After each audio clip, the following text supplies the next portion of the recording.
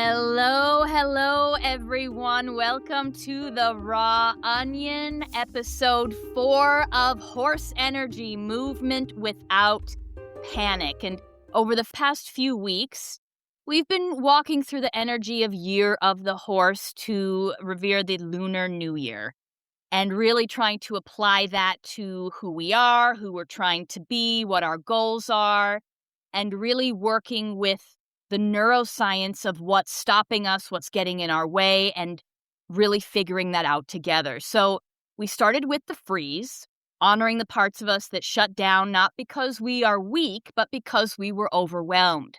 Then we moved into the thaw, recognizing that before you run, you have to feel again. You have to come back online, so to speak. You have to come back into your body, back into awareness, and back into choice. And now, today's episode, we're ready to run. Not in panic, not in performance, not in proving anything to anybody. Because horse energy is not chaos, it's embodiment. It's power without aggression. It is movement without apology. And in gaining momentum, in trusting yourself to become who you want to become, now that is true empowerment. And speaking of empowerment, Yoshie Barnett, shout out to our brilliant co-pilot and crossroads coach and master tech expert behind the scenes with us always. And we are beyond thrilled to have this week's very special guest with us, Gigi Hall. Gigi Hall is an empowerment coach. She is a speaker, a master NLP practitioner who lives and helps to really get people to reconnect with their authentic selves and step into lives that feel aligned and intentional. And how lucky are we to have Gigi, such a perfect guest at just the right time. It feels like kismet. Gigi, welcome to the Raw Onion. We are beyond happy to have you here with us. And tell us, how are you and how are you tapping into this energy of the horse and how has your year been so far? Welcome. Well, thank you so much for having me. And it's an honor to be here and to share a little bit about what I do and how I'm tapping into horse energy. Well, first, I didn't even realize it at first until a conversation with Yoshie. And she's like, it's going to be the year of the horse. She's Right. giving me the rundown. And I'm like, oh my gosh, if that is just not so true about how I was already feeling anyway with 2026. So I'm ready for it. I'm tapping into this. There's so much change that's happening and it's just, I'm ready. I'm ready to live more grounded, more rooted, and take on the things that I started building last year. Yes. And building on that and making moves. And I feel powerful, really, which is all about what we're going to be talking about today. Isn't that wild, though, in a way that you're not the first person that has sort of Correct. shared this vibe? And I don't usually use the word vibe, but for lack of a better word, really, there seems to be a collective, hey, let's go.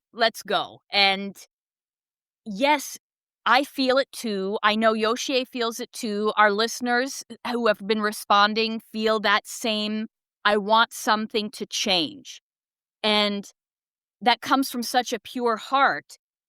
Now, I can say with pretty solid kind of conviction that yes, our intentions are one thing, right? But really activating it, that's a whole other can of worms, right? That's a horse of a different color if they want to use that as an analogy. Acting on it, empowering it, embodying what you want. I know it's a big question, but you are such an expert in the realm of empowerment, and that's why we're so excited to have you on here. Wrapping your head around, okay, here I am wanting something in my mind. How are we putting that or beginning to sort of lay the foundation of putting it into action? Mm-hmm. Yeah. So building off of what you have already laid down with all of your listeners, if you have not, just to shout you guys out, if you have not listened to that previous episode specifically, I highly recommend listening to episode 11. It was just so informative and helpful. But just as we move from this place of being frozen into a place of action, leaning into that shift, we have to consider a few things, some things that are happening underneath, and really ultimately shift from this place of maybe abandoning ourselves, betraying ourselves, shifting to a place of trusting and listening to what our guts are telling us, what our intuition is kind of speaking to us, and leaning into what we ultimately want and need and desire. So I feel like this year of the horse, it's like when I think of a horse, I think of power, but it's not aggressive power. Like you had already mentioned in the intro, it is assertive direction. And it's this movement, as you said, without this chaos. I feel like it's not a tornado. It is just a powerful wind. Ooh, There nice. was, for one Christmas, actually, I'm going to bring up a little bit of my backstory. So I have 5 children. And for one Christmas, my mother in law gifted me this plaque that said, "Some call it chaos, others call it family." And my husband was just like, "I don't love that. Like, I don't like this plaque because it's almost saying like it's just chaotic." And sometimes we associate, I don't know. I just associate chaos with chaos, okay? And Okay. and fullness, and I feel like this year of the horse, though it may seem like a lot of energy and a lot of fullness, it's not chaotic. Like, it's not this tornado, it is just maybe energy that we have to tap into and something full that's at our disposal, Yeah. that we can lean into. And it's also tapping into that instinctual, just gut feelings that we have. This is really, really interesting because when you mentioned that plaque, I nodded Mhm. my head because I kind of thought, well, that makes sense, Yes. right? But Mhm. now I think I might be having a bit of a change of perspective because of how you and what your husband had mentioned, and a bit of a different perspective on it, which I completely see and I understand and I get. And my interest is, between that and really leaning into listening to your gut. Mhm. I think there's a lot to unpack there because, for most of us, we are connected into a lot of life through what we see in social media, what we listen to. There's a lot. And again, I would say, outside of ourselves, there is a lot of chaos happening in Yes. today, right? Yep. And if we're talking about agency of self and how we want to show up in the world that is right now a bit chaotic, I mean, Mhm. not a bit, there's a lot going on.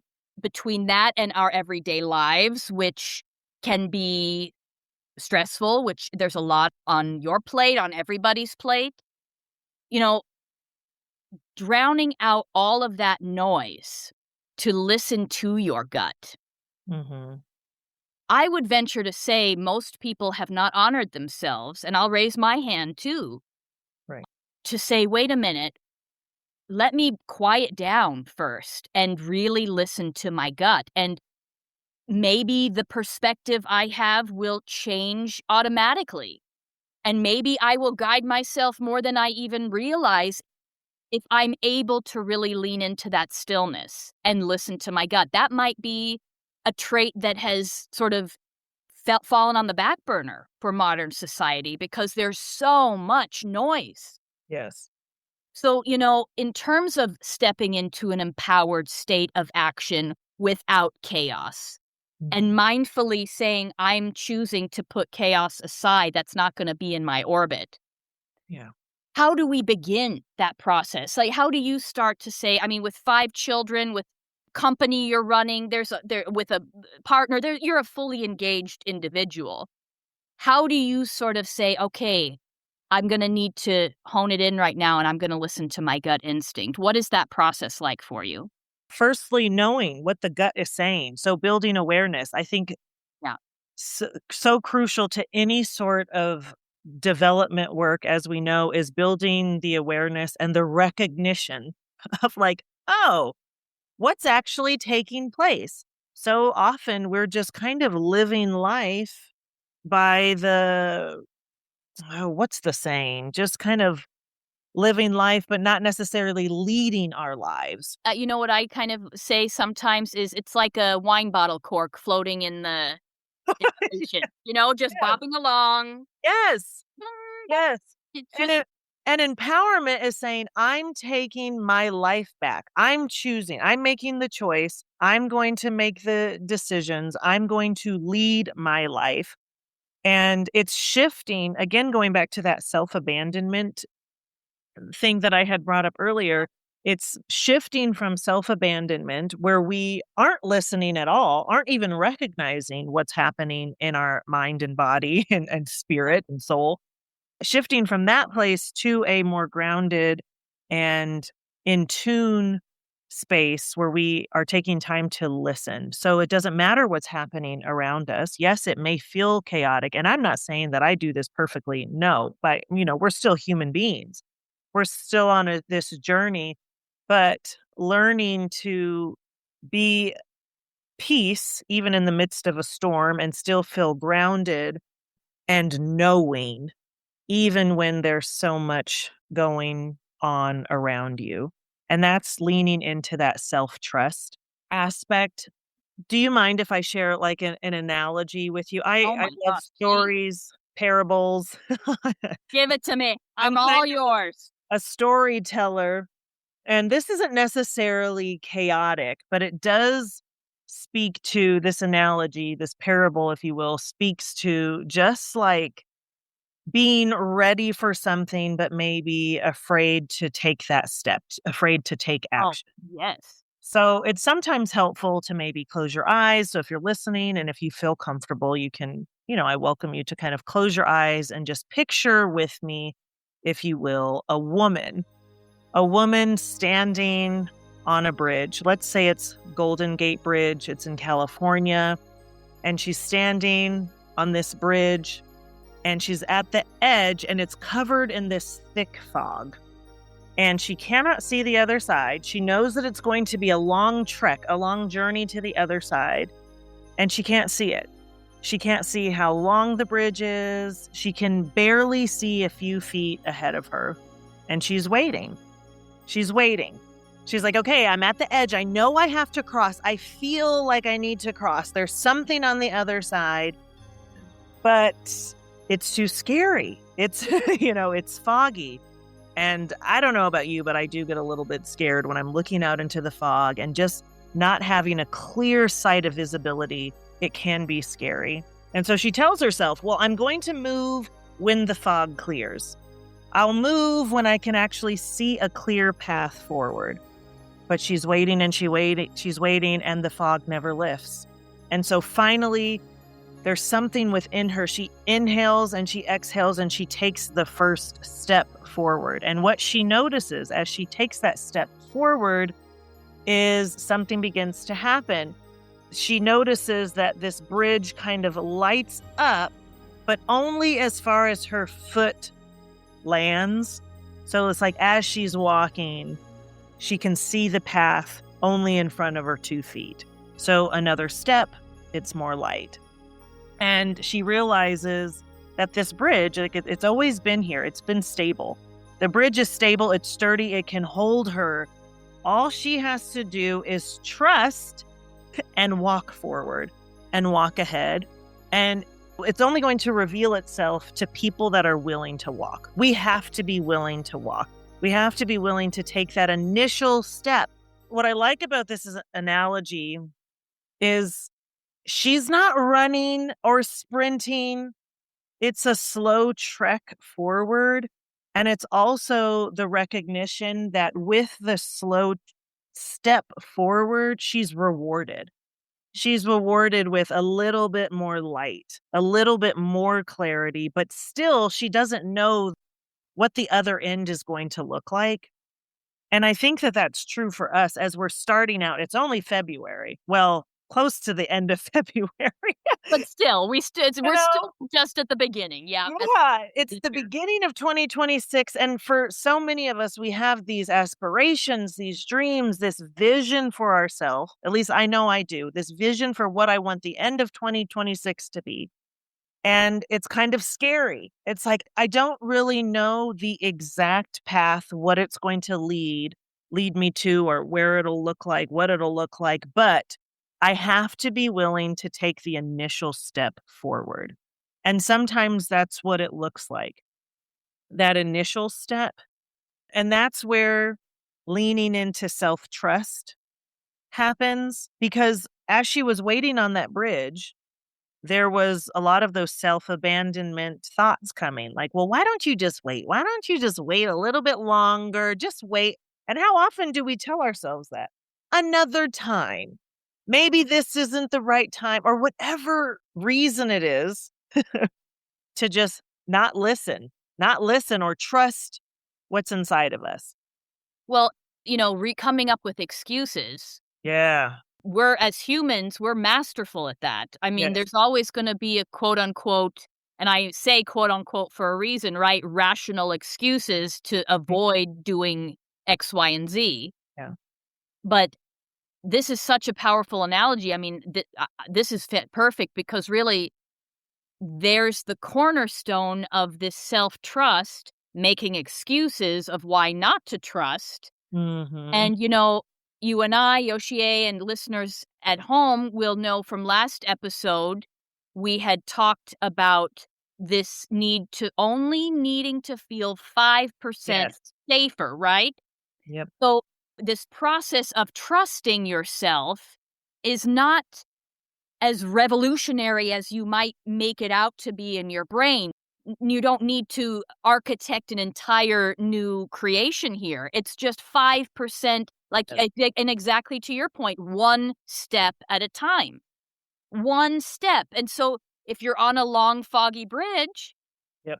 proverbially speaking, that Yes. one step is your 5%. And then you see that light bulb go off. And, in that neuroscience realm, that is that flood of dopamine that you need to just teach your body that, hey, oh, wait a minute, Bing, I'm safe. Nothing's happening here.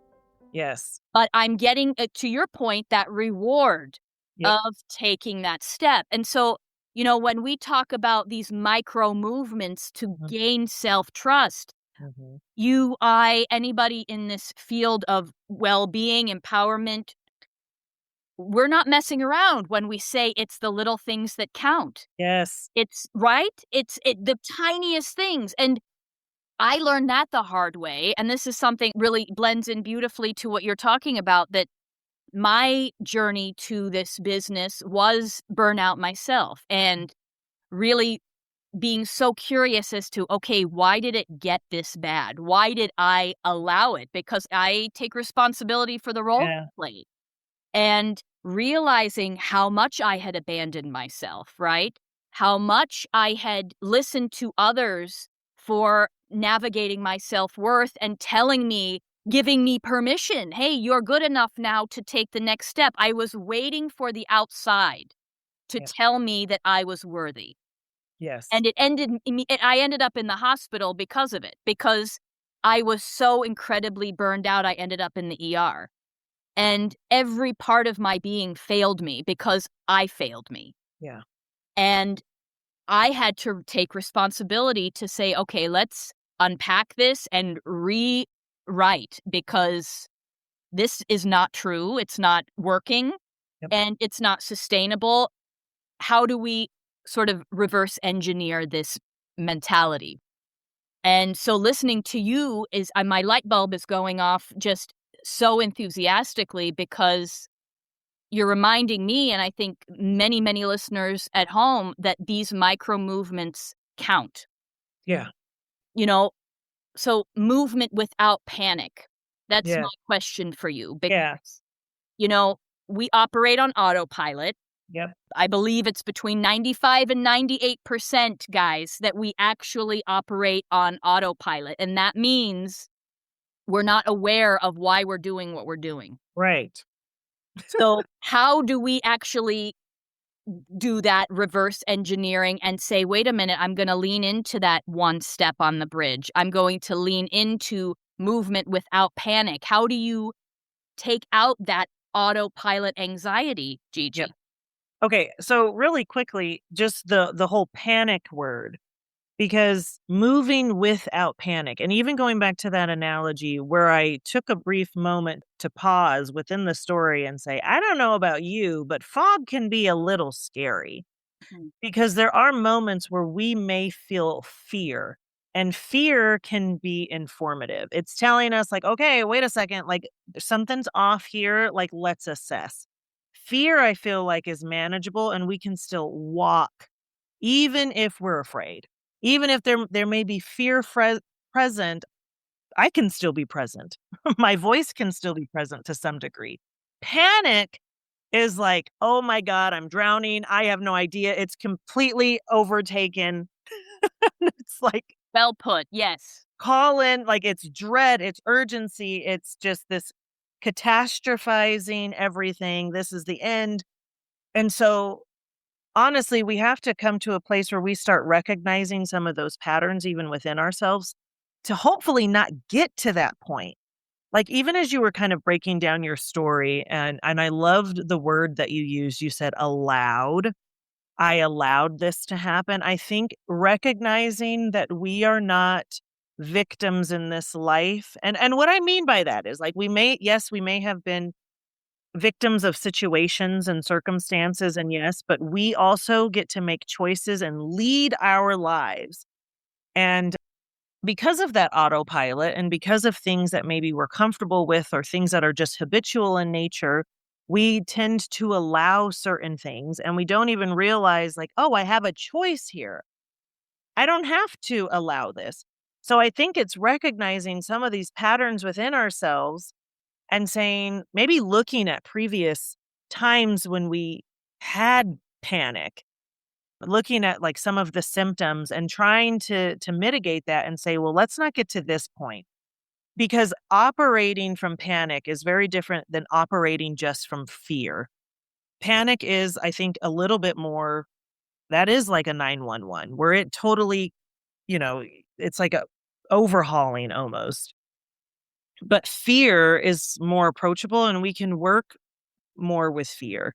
We can work with fear and still take a step forward. And that is really looking at that 5%, Yeah. looking at small, tiny things that we can do each day, repeatable habits. We need evidence. Yep. We need evidence Yeah. to support that, like, oh, I'm actually moving so we can build the trust within ourselves. And so sometimes people, myself included, we'll wait to trust ourselves before we actually act. So we're waiting. It's like, well, once I trust myself a little bit more, then I'll actually pursue something, which is actually counterintuitive. And also, it's not even true to how we exist in life and how we operate in life. Because if we think about our most trusting relationship, thinking of my husband. I trust him fully. And after 10 years, I better trust him fully. I trust him so much more than when I did when I first met him. Like, obviously, there's some level of trust that we have from human to human. Like, I trust that when I go out into the world, someone's not just going to grab me or something like Right. that. I have some level of trust. But in trusting relationships, how that trust is built is through repeated evidence. I know that he will show up for me because he's shown up for me in the past. But Mhm. somewhere our thinking goes, like, when it comes to ourselves, we don't think the same way. It's Isn't like that weird? we have to have evidence. In order to trust ourselves, we have to start building this portfolio of, like, oh, you're going to do what you said you were going to do. I trust that you're going to follow through on the plan that you have because you continue to do that. You've done that for years. So shifting from that self-abandonment where we don't listen to what's happening inside of ourselves, we don't listen to our voice, to, hey, I'm going to listen to my voice, means that we have to start small. We don't just sign up to run a marathon knowing that we've never ran before. I mean, some of us do, and hey, good for you. Hey, that won't be me, but Right. respect to anybody You who know, does. good on you. That's fantastic. But most of us need tiny steps. We need those tiny goals of like, you know what? Maybe I'm just going to power walk today. I'm going to start power walking 3 times a week. We need those small little moments that build a portfolio of evidence that says, oh, you can actually trust your word. You can trust in what you're saying. And that's kind of how we start leaning into a little bit more of that self trust and not relying on that self abandonment. I am so with you and If you're engaged with tracking. this. I'm just nodding and yep. This Yeah. is incredible. And let me ask you a question. Mhm. As a mother of 5, as a businesswoman, a coach who is an expert in empowerment, I have a question. And this is something that I think could be applied to anybody. And please, listeners, apply it to your own life. But, when you say self-abandonment, when you bring that word up and talk about trust and self-trust, the picture that comes into my mind immediately is this idea of, when we get on an airplane. If there's an issue, you put Mhm. your mask on before you help anyone else. Yeah. And, the fact that that is not a selfish act. That is actually the reverse because you have to have that capacity to be able to give to anybody else. And in building that capacity, like with that analogy, you need oxygen, right? So that's not a selfish act to No. allow yourself to breathe. And I use the word again, allow.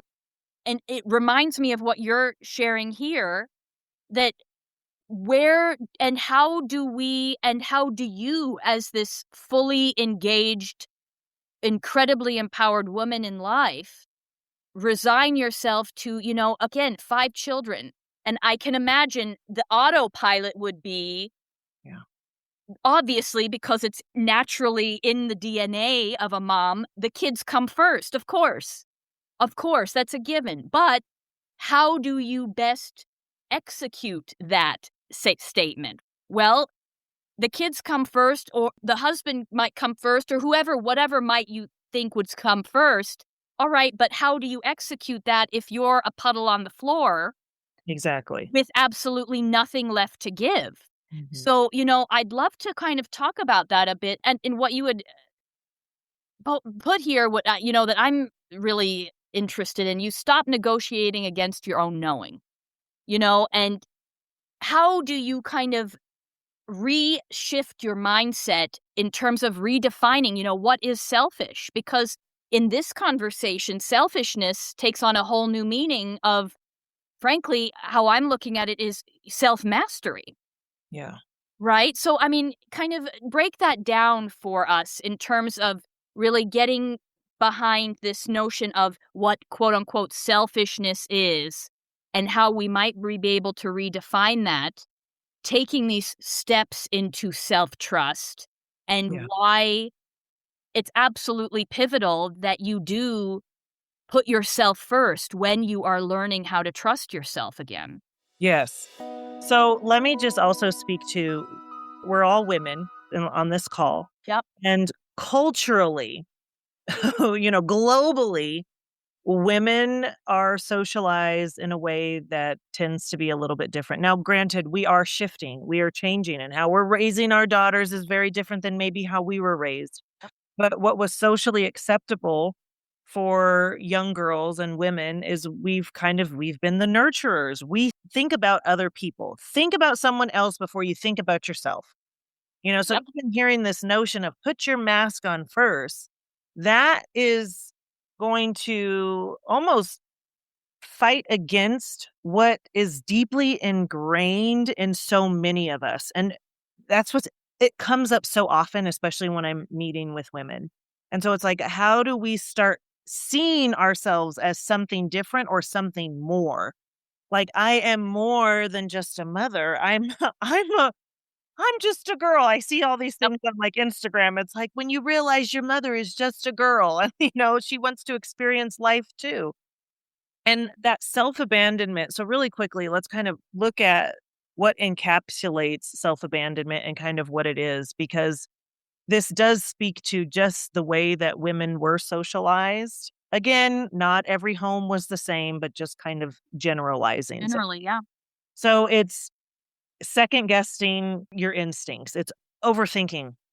Let someone else make those decisions for me. I'd rather just delegate to my husband, or I delegate to someone wiser. And it's outsourcing. It's kind of frantic. It's waiting for permission. Oh, It's trying to prove ourselves, constantly trying to prove our worth. It's approval seeking. And it's really kind of ignoring that intuition that we have. That's what self abandonment is. And it starts from the time that we are very young. And so it's kind of, again, been deeply ingrained in us. So shifting from a more empowering stance to, wait a second, I want to actually trust that voice within me. How can I lean on that? Well, first, I have to start discovering what that is. What is my voice? What do I actually want? What do I actually need? These are some basic things that some people find it difficult to answer. Like, what are you actually needing right now in life? Another one that I've asked clients is, on a scale of 1 to 10, 10 being the most trust that you have in your capabilities and abilities to like lead your life. Like, what where do you sit on a scale of 1 to 10, 10 being the most trust that you can have? What are you feeling in order to make this decision that you're about to make? And oftentimes I hear like, yeah, I don't know. I'm like a 4. I don't know if I trust myself. And it's kind of having an awakening. A shift has to take place. You have to realize that, oh, maybe the way that I'm thinking, the way that I'm viewing myself, the way that I'm treating myself isn't the most beneficial. It's not even beneficial to my relationships. It may seem like it. It may seem like, oh, yeah, I'm always thinking about other people. That seems like the best thing that I could possibly do. But with that, you're just throwing yourself to the wayside. Sometimes it was actually what made the shift for me, because I was on a journey myself. What made the shift for me is actually thinking of that inner child, thinking of me abandoning and like telling the little Gigi within me, like, no, be quiet. Like, your voice doesn't matter. I would not say that to my daughters. I would not say that to my sons. But for some reason, I'm okay saying that to the 5-year-old within me or the 14-year-old within me who's like, hey, I have an opinion. No, be quiet. Absolutely not. I have a dream. I have, something I want to pursue. No, just take the back seat. yeah. And sometimes with that visual, it helped me realize, like, oh, I need to give air to some of the things that I'm actually feeling. Journaling was extremely helpful in understanding what it is I want and getting back to a place of just hearing from me, hearing my thoughts, hearing the desires. So I think leaning into this shift that takes place from this self abandonment to self trust, it almost feels like a pull, POOL, but a PULL, a pull towards self, a pull back to you. It's like coming to know you. I think of The Runaway Bride. I don't know if you've seen that movie, Yep. but Julia Julia Roberts and yeah, Richard Gere. Yep. and she's like, "I don't even know what kind of eggs I like," and it's like this journey of self-discovery, like doing everything for a man that she was in relationship with, but like it's a journey back to you of self-discovery and listening to it. So diving into the voice that you have within yourself and listening to it. And And might be for the first time ever that you really do that. Yes. And then taking a step based on what you hear. It's like, no, I actually don't like that. I'm not a toucher. My husband is a physical toucher, and sometimes I get touched out.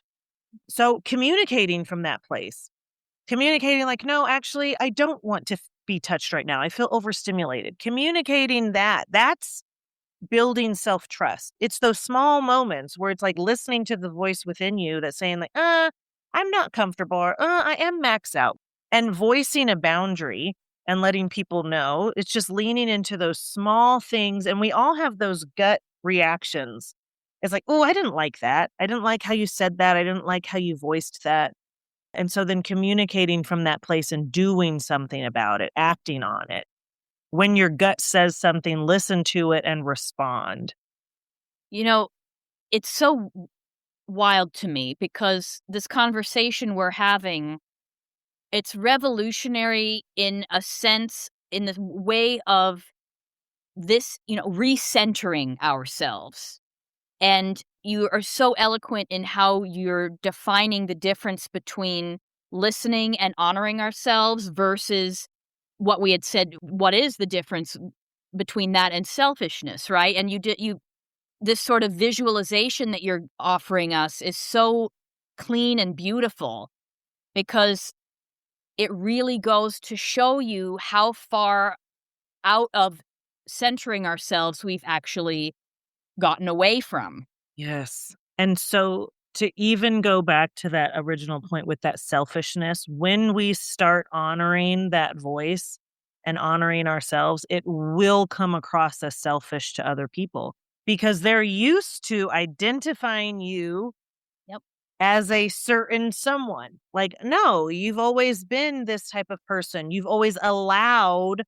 all of this. Now, all of the sudden, you don't want to allow it anymore.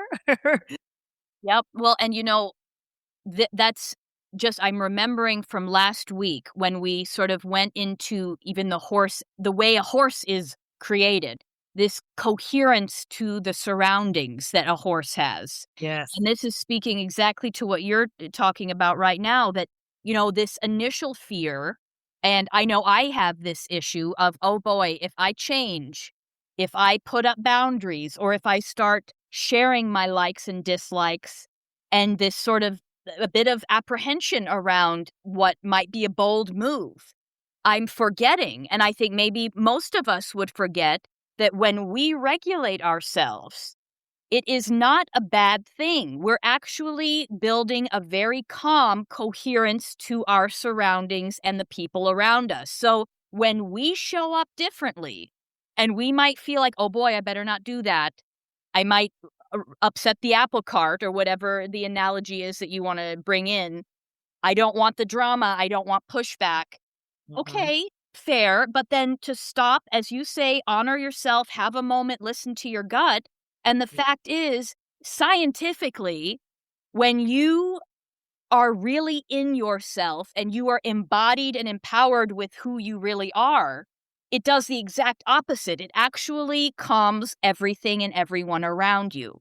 Yeah. So if you can get through that hurdle of this perception of fear, Yes. perception of selfishness, which might be lying to you, Yes. it's not true necessarily. If you can take that 5% one step further Correct. on that bridge through the fog, Yeah. you will be pleasantly surprised on the Yeah. other side of that because you trusted yourself.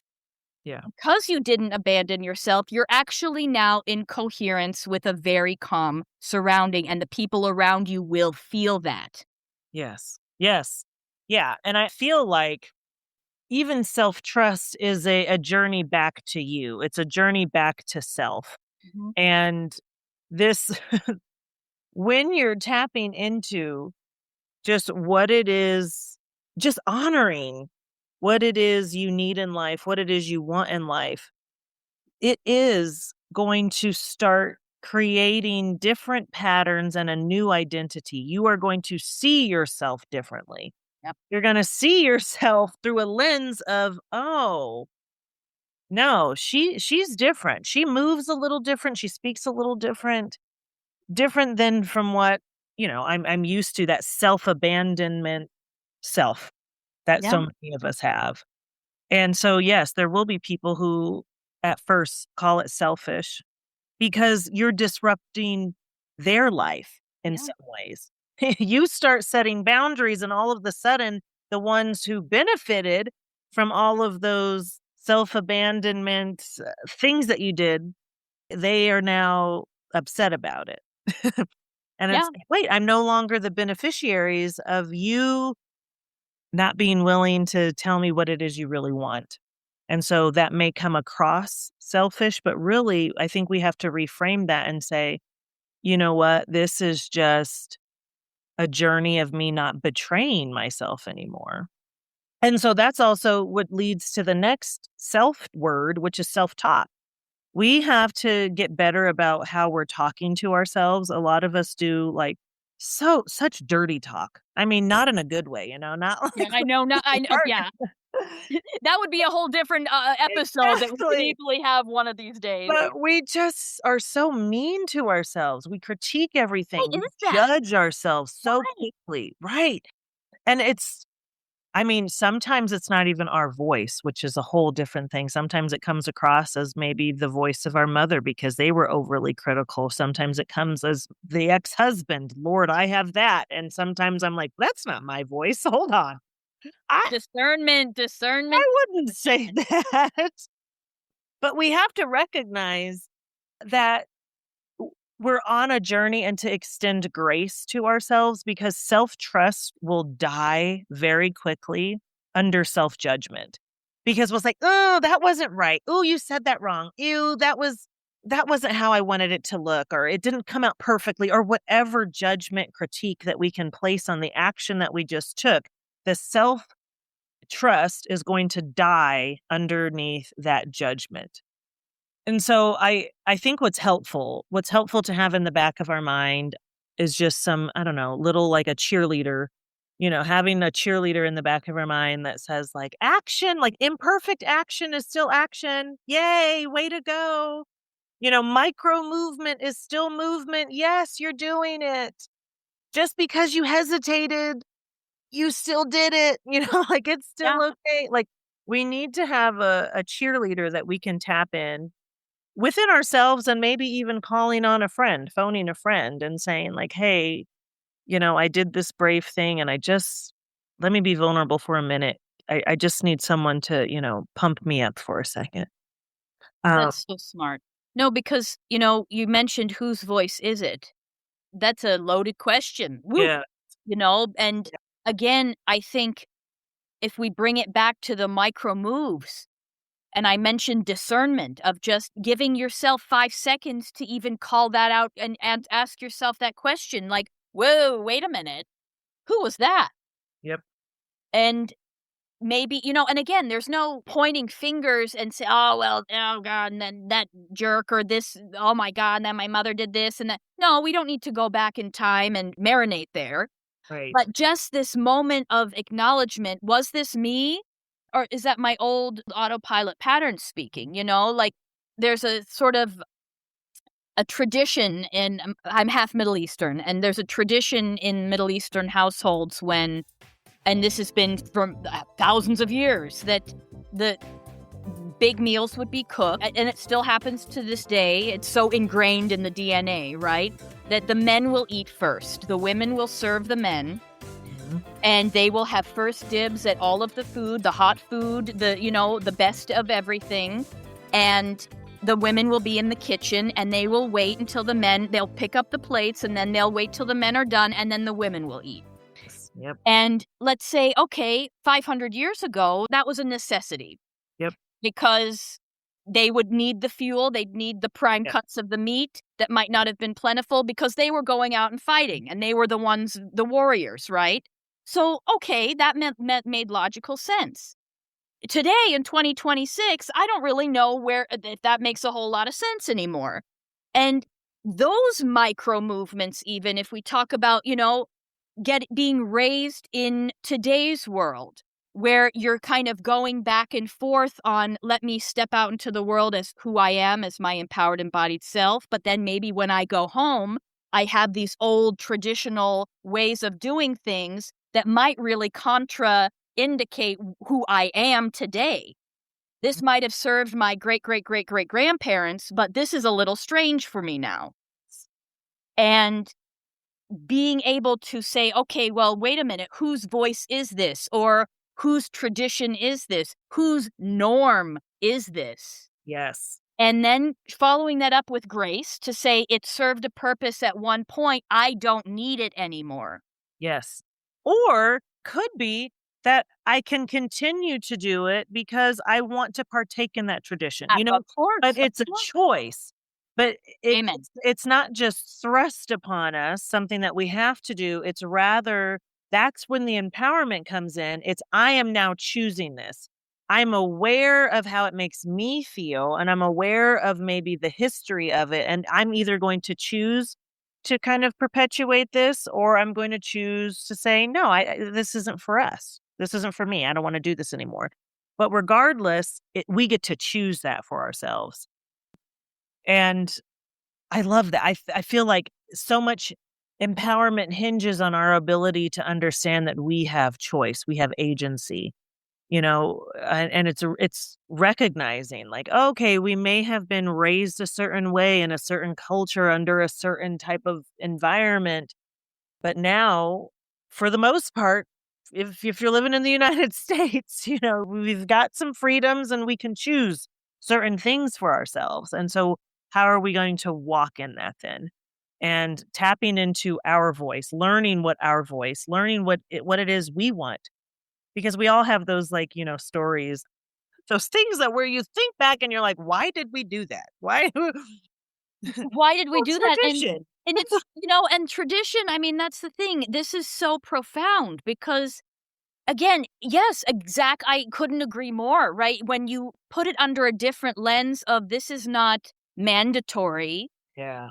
that let me choose and maybe I can adjust and tweak it in a bit that fits myself, my family, however I want to embody and empower that, whatever that is for you.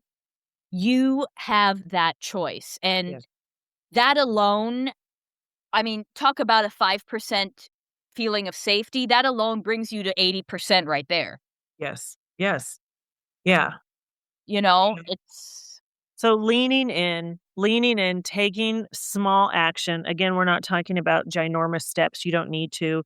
In the coaching world, we talk about chunking things down. I know that there's this weird adage, like no one eats an elephant, but like, how do you eat an elephant? One small bite at a time. right. It's like no one eats. Right. That's such I don't even know where that came from, but we have to have small actionable steps, because what that will do is that is going to create evidence. Again, going back to that portfolio of evidence. Once we have a portfolio of evidence, that's going to provide a belief that we have about ourselves. It's a belief that says, you know what, Gigi, you're a person that follows through. You are a keeper of your commitments. I can trust you. And then it leans into a judgment and a trust that we can have for ourselves. So those small micro movements add up over time.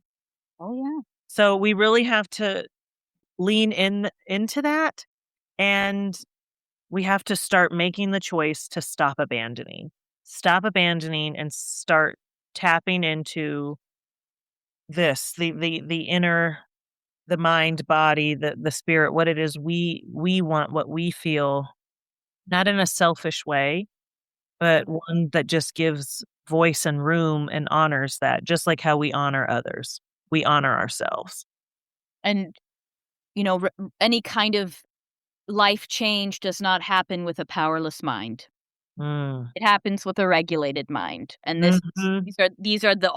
I mean, there's no other way to begin that process except what you're explaining right now. You begin at the beginning. And, even what you mentioned with asking your small child, I know there's a lot of inner child work that's done in NLP and any kind of I don't want to say self-help, but really, again, going back to empowerment. Yeah, you often do start out with a little image of your little self.